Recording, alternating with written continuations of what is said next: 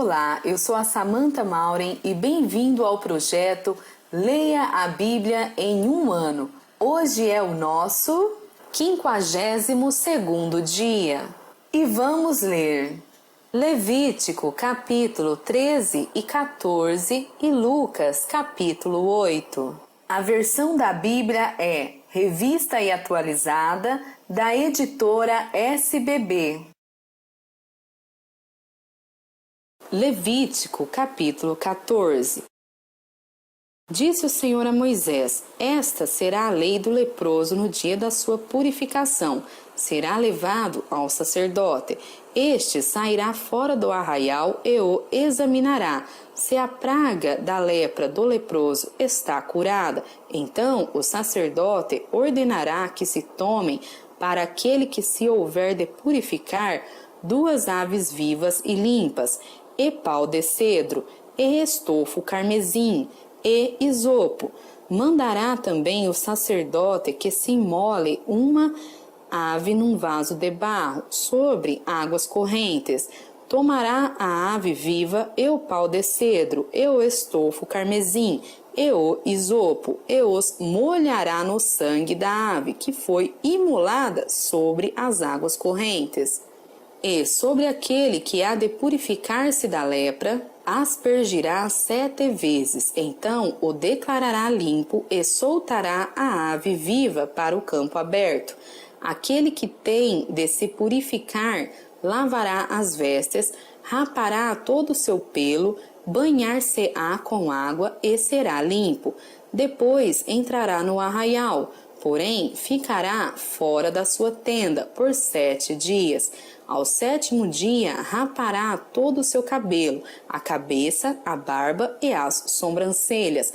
Rapará todo o pelo, lavará as suas vestes, banhará o corpo com água e será limpo. No 8º dia, tomará 2 cordeiros sem defeito, uma cordeira sem defeito, de 1 ano e 3 dízimas de 1 efa de flor de farinha, para oferta de manjares, amassada com azeite, e separadamente 1 cestário de azeite. E o sacerdote que faz a purificação apresentará o homem que houver de purificar-se e essas coisas diante do Senhor, à porta da tenda da congregação.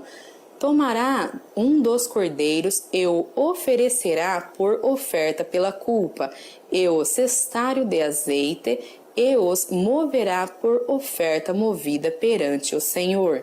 Então imolará o cordeiro no lugar em que se imola a oferta pelo pecado e o holocausto, no lugar santo. Porque quer a oferta pela culpa como a oferta pelo pecado são para o sacerdote, são coisas santíssimas.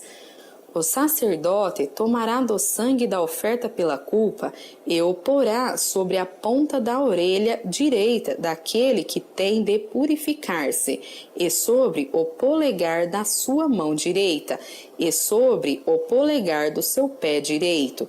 Também tomará do cestário de azeite e o derramará na palma da própria mão esquerda. Molhará o dedo direito no azeite que está na mão esquerda, e daquele azeite aspergirá com o dedo 7 vezes perante o Senhor. Do restante do azeite que está na mão, o sacerdote porá sobre a ponta da orelha direita daquele que tem de purificar-se, e sobre o polegar da sua mão direita, e sobre o polegar do seu pé direito, em cima do sangue da oferta pela culpa. O restante do azeite que está na mão do sacerdote pô-lo-á sobre a cabeça daquele que tem de purificar-se. Assim, o sacerdote fará expiação por ele perante o Senhor. Então, o sacerdote fará a oferta pelo pecado e fará expiação por aquele que tem de purificar-se da sua imundícia. Depois, imolará o holocausto e o oferecerá com a oferta de manjares sobre o altar. Assim, o sacerdote fará expiação pelo homem e este será limpo.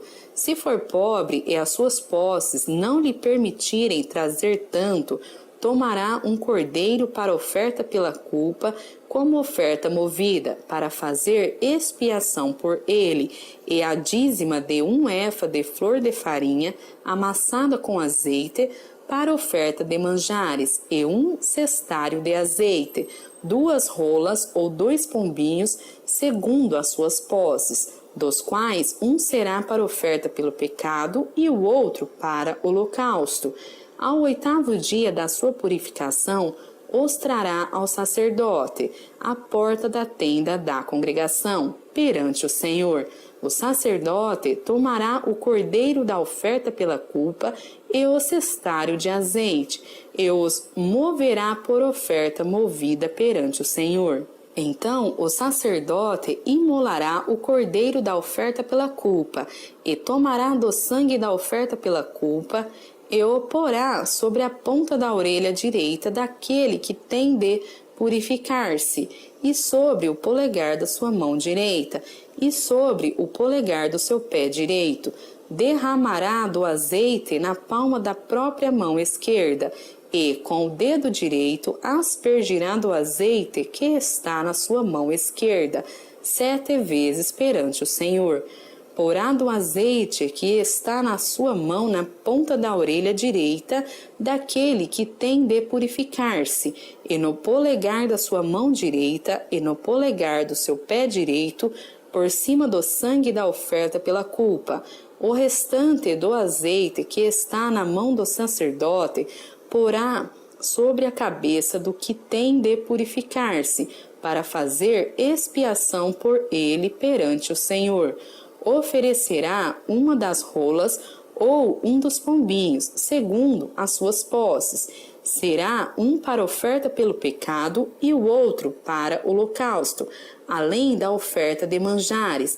E assim o sacerdote fará expiação por aquele que tem de purificar-se perante o Senhor. Esta é a lei daquele em quem está a praga da lepra, cujas posses não lhe permitem o devido para sua purificação. Disse mais o Senhor a Moisés e a Arão: quando entrardes na terra de Canaã, que vos darei por possessão, e eu enviar a praga da lepra a alguma casa da terra da vossa possessão, o dono da casa fará saber ao sacerdote, dizendo: parece-me que há como que praga em minha casa. O sacerdote ordenará que despejem a casa, antes que venha para examinar a praga, para que não seja contaminado tudo o que está na casa. Depois virá o sacerdote para examinar a casa, e examinará a praga, se nas paredes da casa há manchas esverdinhadas ou avermelhadas, e parecem mais fundas que a parede. Então o sacerdote sairá da casa e a cerrará por 7 dias. Ao 7º dia voltará o sacerdote e examinará se vir que a praga se estendeu nas paredes da casa. Ele ordenará que arranquem as pedras em que estiver a praga e que as lancem fora da cidade, num lugar imundo, e fará raspar a casa por dentro, ao redor, e o pó que houverem raspado lançarão fora da cidade, num lugar imundo. Depois tomarão outras pedras e as porão no lugar das primeiras. Tomar-se-á outra argamassa e se rebocará a casa. Se a praga tornar a brotar na casa, depois de arrancadas as pedras, raspada a casa e de novo rebocada, então o sacerdote entrará e examinará. Se a praga se tiver estendido na casa, há nela lepra maligna, está imunda. Derribar-se-á, portanto, a casa, as pedras e a sua madeira, como também todo o reboco da casa, e se levará tudo para fora da cidade, a um lugar imundo. Aquele que entrar na casa enquanto está fechada será imundo até a tarde. Também o que se deitar na casa lavará suas vestes, e quem nela comer lavará suas vestes. Porém, tornando o sacerdote a entrar e, examinando se a praga na casa não se tiver estendido depois que a casa foi rebocada, o sacerdote a declarará limpa, porque a praga está curada. Para purificar a casa, tomará 2 aves e pau de cedro, e estofo carmesim, e isopo, e molará uma ave num vaso de barro sobre águas correntes. Tomará o pau de cedro, e o isopo, e o estofo carmesim, e a ave viva, e os molhará no sangue da ave imolada e nas águas correntes, e aspergirá a casa 7 vezes. Assim purificará aquela casa com o sangue da ave, e com as águas correntes, e com a ave viva, e com o pau de cedro, e com o isopo, e com o estofo carmesim. Então soltará a ave viva para fora da cidade, para o campo aberto. Assim fará expiação pela casa, e será limpa.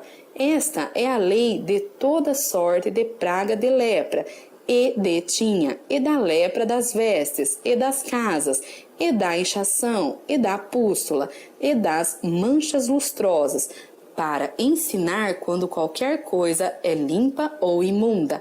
Esta é a lei da lepra.